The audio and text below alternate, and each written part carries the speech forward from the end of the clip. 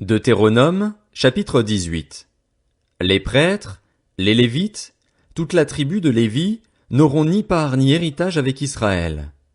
Ils se nourriront des sacrifices passés par le feu en l'honneur de l'Éternel et de la part qui lui revient.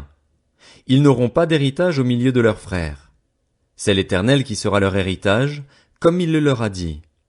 Voici la part à laquelle les prêtres auront droit sur le peuple, sur ceux qui offriront un sacrifice, un bœuf ou un agneau. On donnera au prêtre la cuisse, les mâchoires et l'estomac. Tu lui donneras la première partie de ton blé, de ton vin nouveau et de ton huile, ainsi que de la toison de tes brebis. En effet, c'est lui que l'Éternel, ton Dieu, a choisi entre toutes tes tribus pour faire toujours le service au nom de l'Éternel, lui et ses descendants. Lorsque, de son plein gré, un Lévite quittera l'une de tes villes, l'endroit où il habite en Israël, pour se rendre à l'endroit que l'Éternel choisira et y faire le service au nom de l'Éternel, ton Dieu, comme tous ses frères les Lévites qui se tiennent là devant l'Éternel, il recevra pour sa nourriture une portion égale à la leur. Il jouira, de plus, des revenus que lui aura procuré la vente de son patrimoine.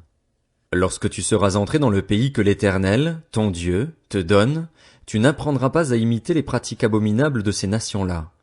Qu'on ne trouve chez toi personne qui fasse passer son fils ou sa fille par le feu, personne qui exerce le métier de devin, d'astrologue, d'augure, de sorcier, de magicien, personne qui consulte les esprits ou les spirites, personne qui interroge les morts. En effet, celui qui fait cela fait horreur à l'Éternel, et c'est à cause de ces pratiques abominables que l'Éternel, ton Dieu, va chasser ces nations devant toi. Tu seras tout entier à l'Éternel, ton Dieu. En effet, les nations que tu vas chasser écoutent les astrologues et les devins, mais à toi, l'Éternel, ton Dieu, ne le permet pas.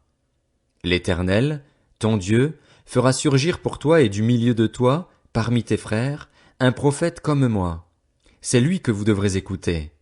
Il répondra ainsi à la demande que tu as faite à l'Éternel, ton Dieu, à Horeb, le jour de l'assemblée. Tu disais, je ne veux plus entendre la voix de l'Éternel, mon Dieu, ni voir ce grand feu, afin de ne pas mourir. L'Éternel m'a dit, ce qu'ils ont dit est bien. Je ferai surgir pour eux, du milieu de leurs frères, un prophète comme toi. Je mettrai mes paroles dans sa bouche et il leur dira tout ce que je lui ordonnerai. Si quelqu'un n'écoute pas mes paroles, celles qu'il dira en mon nom, c'est moi qui lui en demanderai compte. Mais si un prophète a l'arrogance de dire en mon nom une parole que je ne lui ai pas ordonné de dire ou parle au nom d'autres dieux, il sera puni de mort. Peut-être diras-tu dans ton cœur, comment reconnaîtrons-nous la parole que l'Éternel n'aura pas dite? Quand ce que dira le prophète n'aura pas lieu et n'arrivera pas, ce sera une parole que l'Éternel n'aura pas dite. C'est par arrogance que le prophète l'aura dite. N'aie pas peur de lui. Deutéronome, chapitre 19. Lorsque l'Éternel, ton Dieu, aura exterminé les nations dont il te donne le pays, lorsque tu les auras chassées et que tu habiteras dans leurs villes et dans leurs maisons, tu mettras 3 villes à part au milieu du pays dont l'Éternel, ton Dieu, te donne la possession.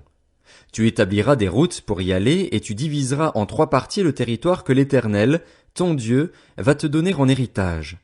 Ce sera le cas afin que tout auteur d'un homicide puisse s'enfuir dans ces villes. Cette loi s'appliquera au meurtrier qui s'enfuira là pour sauver sa vie après avoir involontairement tué son prochain, sans avoir été son ennemi auparavant. C'est le cas, par exemple, d'un homme qui va couper du bois dans la forêt avec un autre homme. La hache en main, il s'élance pour abattre un arbre. Le fer se détache du manche, atteint le compagnon de cet homme et lui donne la mort. Alors l'homme pourra s'enfuir dans l'une de ces villes pour sauver sa vie. Cela permettra d'éviter que le vengeur du sang, échauffé par la colère et poursuivant l'auteur de l'homicide, ne finisse par l'atteindre s'il y avait beaucoup de chemin à faire, et ne frappe mortellement un homme qui ne mérite pas la mort, puisqu'il n'était pas l'ennemi de son prochain auparavant. C'est pourquoi je te donne l'ordre de mettre 3 villes à part. L'Éternel, ton Dieu, va élargir tes frontières comme il l'a juré à tes ancêtres et te donner tout le pays qu'il a promis à tes ancêtres de te donner, pourvu que tu respectes tous les commandements que je te prescris aujourd'hui en les mettant en pratique, en aimant l'Éternel, ton Dieu, et en marchant toujours dans ses voies. Tu ajouteras alors encore 3 villes à ces 3-là, afin que le sang innocent ne soit pas versé au milieu du pays que l'Éternel, ton Dieu, te donne en héritage et que tu ne te rendes pas coupable de meurtre. Mais si un homme s'enfuit dans une de ces villes après avoir tendu des embuscades à son prochain par haine contre lui, Après l'avoir attaqué et frappé de manière à causer sa mort, les anciens de sa ville le feront arrêter et le livreront entre les mains du vengeur du sang afin qu'il meure. Ton regard sera sans pitié envers lui. Tu feras ainsi disparaître d'Israël le sang innocent et tu seras heureux. Tu ne reculeras pas les bornes de ton prochain, celles qu'ont posées tes ancêtres, dans l'héritage que tu auras au pays dont l'Éternel, ton Dieu, te donne la possession. Un seul témoin ne suffira pas contre un homme pour constater un crime ou un péché, quel qu'il soit, un fait ne pourra être établi que sur la déposition de 2 ou de 3 témoins. Lorsqu'un faux témoin se dressera contre quelqu'un pour l'accuser d'un crime, les 2 hommes en contestation comparaîtront devant l'Éternel, devant les prêtres et les juges alors en fonction. Les juges feront avec soin des recherches. Le témoin a-t-il un faux témoin? A-t-il fait une fausse déposition contre son frère? Alors vous le traiterez comme il avait l'intention de traiter son frère. Tu extirperas ainsi le mal du milieu de toi.